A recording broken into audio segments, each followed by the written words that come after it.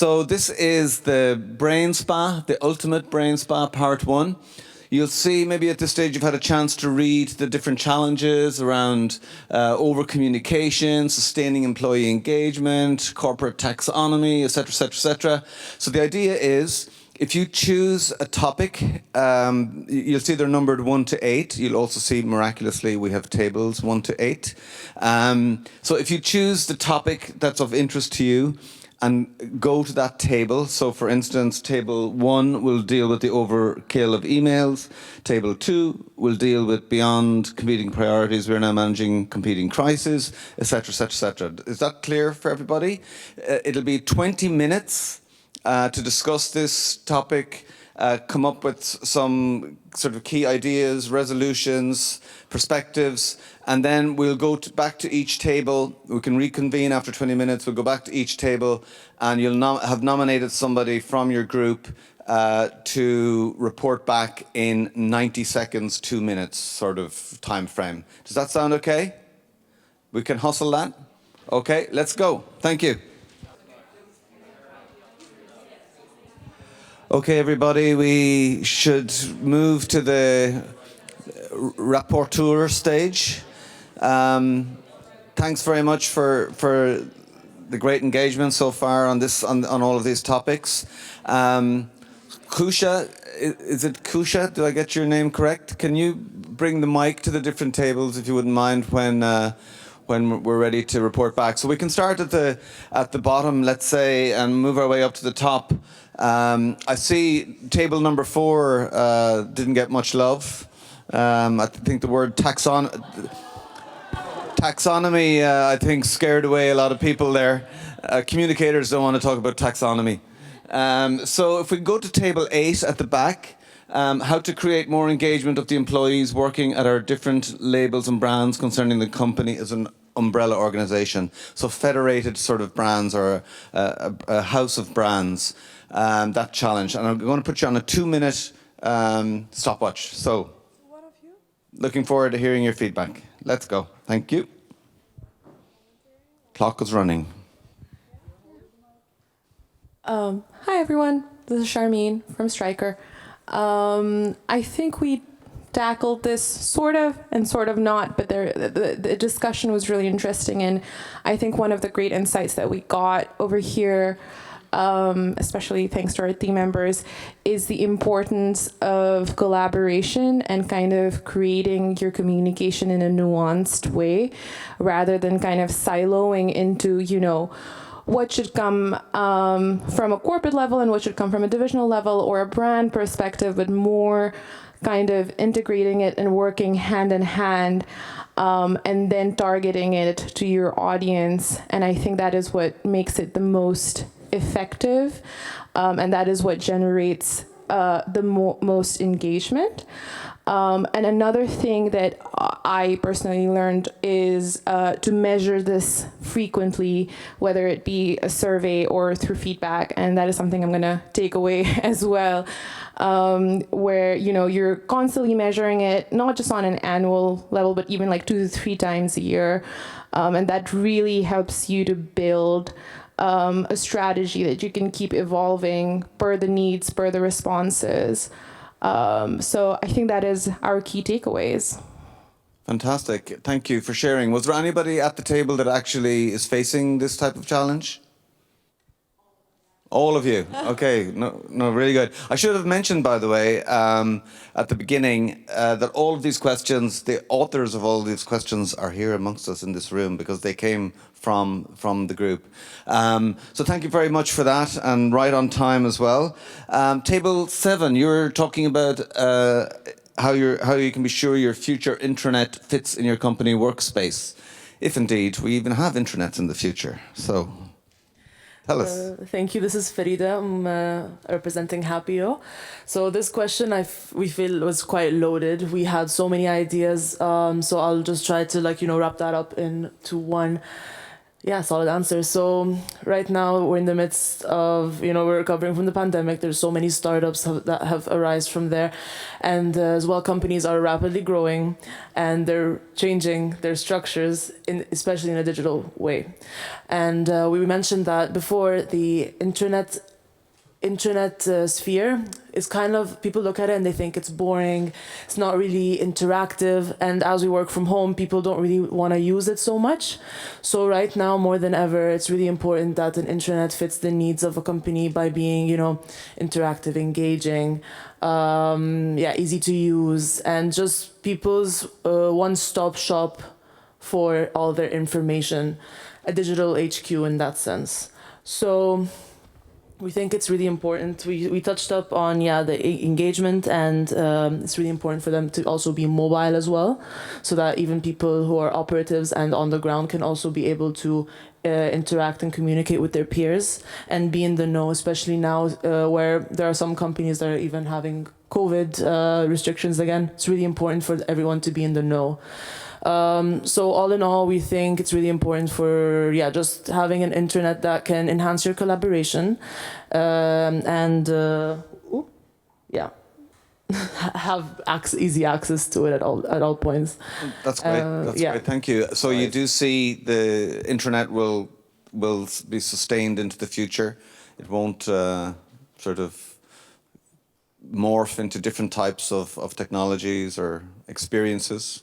No, I think it's going to continue to be enhanced in a sense that we'll be able to use the internet in the sense that we'll be able to use it as if we're talking to each other in real time. Thank you very much. Table 7.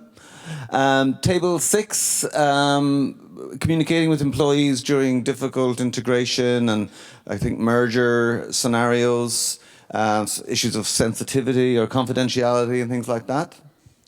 Hi, this is Inge from Sibelco. We had a very interesting discussion here around the table with some people quite versed in acquisitions and communications around that, and some for whom that is quite new and sort of struggling with what the roles of communication is in that respect. And I think a very important thing to start with is that we all agree that people can deal with change. The one thing that people struggle with is insecurity, and especially in a process like this, that's very, very important to be clear as soon as you can. So we talked about things like making sure you introduce the new leadership team very quickly when you acquire a company or when you merge with a company. That's really important. That you celebrate. We talked about things like branding day, when on a specific day the acquired company is completely rebranded to be part of the new company. How important it is to make employees in acquired companies feel welcome, for example, and that it's not always easy to convince the rest of your company, the finance department, the M&A team, and so on, of the importance of communication, so that it's sometimes a struggle to get a seat at that table, but that it's definitely worth fighting for the seat at the table from a communications point of view. We talked about things like having a playbook in place that you can use globally, let's say, but that you're flexible enough to adjust that to each new acquisition or each new company that joins the group, let's say, and that can really help make things clear. And also things like having a set timing for integration, which I thought was a very interesting point of view, to really say, okay, this integration is going to take 2 years, and have a clear start date and an end date to it, and working towards milestones in between. So very interesting discussion here, and I think I learned a lot already. So great, no thanks, and really great feedback as well. I love the playbook idea, and also the setting the expectations with the timeline. As I mentioned, touched on in my opening, our own company has gone through that in the last couple of years, where we've sort of taken on some other new companies and integrated them into our company, and it is really difficult, and we didn't handle it as well as we should have probably in some cases, and so there's really a lot to be learned there. In talking about communicating change as well, we had an event with Simon Sinek. People may know Simon Sinek. During COVID, an online event, and something that he said just sort of jumped back into my mind there. People don't resist change, they resist poorly communicated change. So I think, and that obviously involves all of us here. So thank you very much, Table 6. Table 5, topic, a recurring theme that was discussed on a couple of from the Q&As and the panels earlier on, about streamlining the engagement process of shop floor employees on the relevant channels and contents that best work for that group. Table 5. Yes, hi, my name is Katrin, and we had an enjoyable chat. Let's maybe start by saying that we saw in question 5 or statement 5, we think there is no way we can have a streamlined engagement process for shop floor employees. It's a constant fight, it's a constant investment in reaching those shop floor employees. Relevant channels, I think it was already mentioned, it's really going back to old school. Posters, flyers, information sessions. I think my learning was a bit that you should organize your communications team a bit as in a matrix. On the one hand, you have your communications team in your countries, in your sites, and on the other hand, you look for communication champions topics-wise.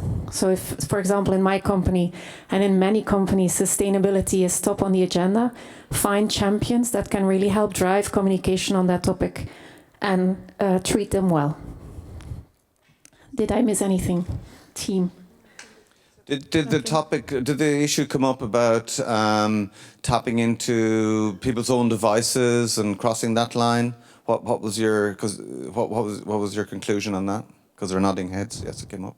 Well, yes, no surprise there. It is indeed difficult, but for example, I can speak for my own company. We at least offer the opportunity. So blue-collar workers have an account, but the success rate of getting them on these tools is low and it needs to grow. We talked a lot about tapping into opportunities of holding contests that are linked hopefully to your company and what they do. For example, there was here the example of doing a competition on cooking.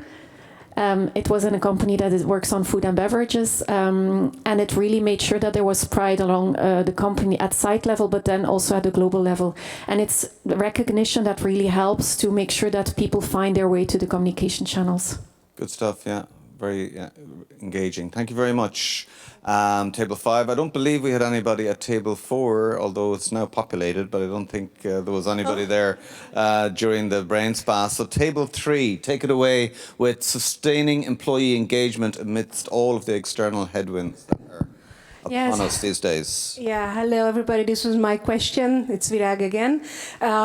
We also had a great discussion around the table, so I took quite some notes. Thank you so much for your valuable examples, suggestions, kind of eye-opening insights. To sum it up, I would say that working from home is basically hurts engagement as such. So we need to emphasize engagement, and we need to strengthen our ties with how employees feel, but working from home is not really helping. But then what to do? I mean, you cannot just drag people back to the office, because that's not going to be helpful either. So we were brainstorming about ideas on how to make it worth their while. Reason, season, forever approach came from here, or Lydia had a very good example about conducting monthly questionnaires and immediately displaying the results in the atrium, divided into 2 sections. What can leadership do? And what can you do? So, because also one of the findings that we agreed on was that people don't have survey fatigue. They have lack of actions fatigue. So that they are happy to share their opinion and engage, but if nothing happens, then it's just a waste of everybody's time. And generally, also we agreed on we always in internal communication and communicators, we need to offer something to engage with. So it shouldn't be just a survey. It shouldn't be just a campaign. It has to have a point whereby employees can voice their opinion, talking about a snappy short series, discussing like a pop talk after work. Let's talk about Black Lives Matters. Let's talk about Roe versus Wade overturning. Let's talk about matters that are not necessarily in the core business, but interesting to people, and create a community which folks want to come and belong to. And one of the important stuff that I wrote down is that communication should be more enabling conversation, facilitate engagement, instead of having full frontal communicating and overkilling, therefore. Excellent, fantastic. So really adding value and stimulating rather than just sort of preaching. Yeah, excellent. Thank you so much. Table 2, your question was, beyond the competing priorities, we're now managing competing crises with far fewer resources. So doing more with less, I guess, is your challenge. How do we do it? Yeah, so thanks for the opportunity to answer the question on behalf of the group. My name is Ton. I'm with Danone. Competing priorities. I think we all recognize it as a comms function. Everybody comes to us, and everything is a priority that we need to communicate. So I think there's a role for us there to decide. Okay, hey, what is really important? What do we need to do, and why do we need to do it? But we talked also about the other side of the medal. So there is a large workload for us with competing priorities, competing crises, but that means that there's also a high workload for the people. For example, to give an example from Danone, with the supply chain disruptions globally and the race basically for raw materials, we are now really struggling for some of our products to get actually the ingredients that we need to produce these things. So that means that the procurement teams, the supply chain teams, the sales teams, the marketing teams, everybody is super busy. So how do they then have still the capacity to also read the messages that internal communications is sending? So what we discussed is basically that to do less with less, as we say. I think everybody would like to have more resources to do the internal comm role. There's a couple of things that you can do, but it starts with having a clear why. Why are you doing what you're doing? So the strategy and the intention behind the communications that you're sending. You can of course find some efficiency in the channels, in collaborating across functions with your communication colleagues, to make sure that you're not duplicating efforts and that you're doing the same thing. And of course, for crises, I mean, it's not so much. I think one of the main issues that we flagged, hey, that's an extra challenge because you need to have contingency plans. You need to have crisis plans in place to deal with stuff that is happening that you cannot predict.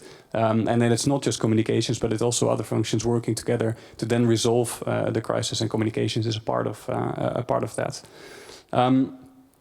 In the end, it's about, to summarize it, it's about making clear choices with the resources that you have, making sure that there's a clear why in your communications for the people that need to read it, and bearing in mind that the people that you're sending these messages to are, in case of geopolitical events, stuff like that, and we see it in some of the other questions as well, they are probably also very overwhelmed with what's going on. So keeping that in mind and then making clear choices, I think that's the bottom line. Very good. Anything to add from the group? No? Okay. Thank you very much. No, it's a big topic and leads us, I think, very well to table 1's topic, which is about the sort of over-communication or overkill in communication. And in that context, how do we still get the key messages through to employees when we need to? So I'm Dean. I'm from Veolia, based in the UK and Ireland. I think this is a topic that pretty much everybody has experience with. But yeah, looking at overload of information, particularly around email, we talked about really first and foremost trying to shift your channel. We heard earlier on about the use of tools like Yammer, for instance, shift to a kind of a single source of truth. Now that might be one sole email every month or something like that, or it might be your intranet, or it might be Yammer or something like that. So I think if you let people know that's where to get your exclusive content, that can really help.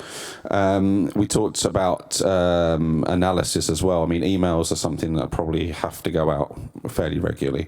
You need to be able to analyse those, and that's likely to require some sort of investment in terms of a platform like Popular or something like that.